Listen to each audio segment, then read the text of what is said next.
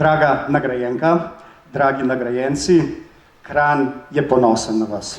Prav vsakemu izmed nas ste lahko za vzor. Kot posameznik ali kot društvo ste dosegli izjemne rezultate. Z delom in talentom ste se dvignili daleč nad povprečje, naredili ste korak več. Hvala, ker delate v korist Kranja, hvala, ker ste ključno pripomogli, da je Kranj postal mesto priložnosti. Predlagam en velik aplavz za letošnje nagrajence.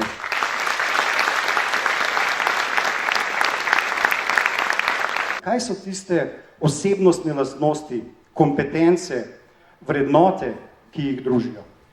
Osebno mislim, da so to najmanj visoko zastavljeni cilji, vztrajnost, pogum za spremembe in izboljšave, pozitivna naravnanost. Meni osebno je optimizem ena ključnih stvari pri uspehu. In te lastnosti, po teh lastnostih se ravna tudi mestna uprava in rezultati so vidni. Učinkovito delo, prihranki, številni izpeljani projekti. Pred nami je ogromno dela, pa vendar je smer jasno začrtana.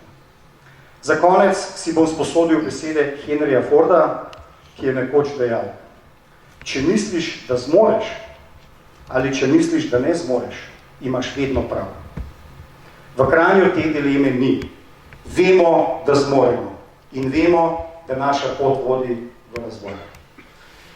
Dragi Kranjčanke in Kranjčani, želim vam še naprej lep večer, lep Prešerni december.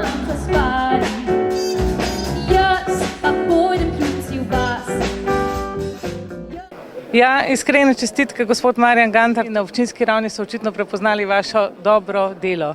Ja, hvala lepa za čestitke. Res sem jih vesel, namreč človek, ko začne z delom, mora v te delo dati svoje življenje, se pravi vso energijo, ki je potrebno, da uspeš. Jaz sem v tem 14-letnem delu, ki ga imam pri Rdečem križu v Kranju, dejansko stremel k temu, da bomo čim bolj prepoznavni in čim bolj uspešni med ljudmi, ki potrebujejo določeno pomoč. Ko sem jaz začel, smo se ukvarjali z glavnem s krvodajalstvom, pa s prvo pomočjo. Žalostno to, da resnično v tem času, ko se bližuje tudi moja kariera v koncu, sem pa skozi bolj socialni delavec kot predsednik Rdečega križa. Skozi bolj moramo gledati in ustvarjati še določene prilive, s katerimi omogočamo, da so tisti, ki bodo zdajle tudi deležni lepih božično-novoletnih praznikov, kajti za njih bomo zdaj delili tudi tiste življenjske potrebščine, katerih nimajo. In to je zame vizitka. To je zame tisto, kar je najlepše v življenju. Da vidim človeka, da ima tudi on nasmeh v tej stiski, ki ga ima. Mi smo zelo zadovoljni za to nagrado Mestne občine Kranj. Bomo se trudili naprej. Čim ste se zaslužili? Ja, z dolgoletnim delom. Jaz zdaj kot na tej funkciji sem kratko časa. Bolj so zadovoljni moji predhodniki do zdaj in bomo se delali naprej. Čestitke v prejemu nagrade, s čim menite, da ste si jo zaslužili? Hvala za čestitke. Jaz s prostovoljnim delom telih 17 let v Kranju po čistilni akciji, pa tako, nisem sam jaz, od zadaj so še vsi tisti, ki so v teh 17 letih pomagali čistiti. Jaz sem jih svojo idejo samo spodbudil. Vsi ostali, ki so se po teh 17 letih akcije udeležili, so pa dali tisti ta glavni pečat. Akcije so seveda izjemno odmevne, kakšen Kranj pa si želite v prihodnje?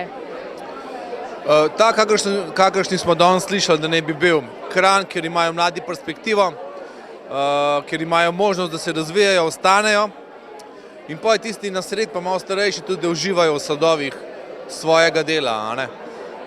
Tak Kranj si želimo, ker mesto ima res ogromno priložnosti in škoda bi bilo, da jih ne bi izkoristil. To priznanje mi pomeni, da smo tudi invalidi paraplegiki opaženi, da smo aktivni, da delamo in da tudi družbi koristimo. S čim mislite, da ste se ga posebej zaslužili? Po mojem, z mojim delom in s tem, da nisem nikoli obupal in sem šel naprej in pokazal, da se tudi na vozičku da kvalitetno živeti. Tudi prijetna prireditev za oko in uho. Absolutno, absolutno zelo. Kratko, jasno, jedrnato, z izjemnimi vložki, zelo zadovoljna. Kakšna pa je vizija Mestne občine Kranj? Točno tako, na dobri poti smo. Z nagrajenci ste zadovoljni? Zelo sem zadovoljen, moram reči, da sem zelo intenzivno ploskal. Nekoč nagrajenka, ste tokrat zadovoljna z izborom nagrajencev? Ja, meni se zdi, da so to pravi, da so se izkazali pri izboru. Bom rekla, prav resno, vse sem ponosna. Doktor Drago Papler, kako ste zadovoljni z izborom nagrajencev Mestne občine Kranj? Ja, magister Drago Štefe je zaznamoval Kranj s svojim delom kot predsednik izvršnega sveta, kot 23 let direktor Elektra Gorenjska, kot kulturni ambasador in povezovalec gospodarstva in kulture. Izbor je bil pravilen, ki je zaslužil. Gospoda Štefeta poznam in njegovo dejavnost, udejstvovanje je šlo v prave roke.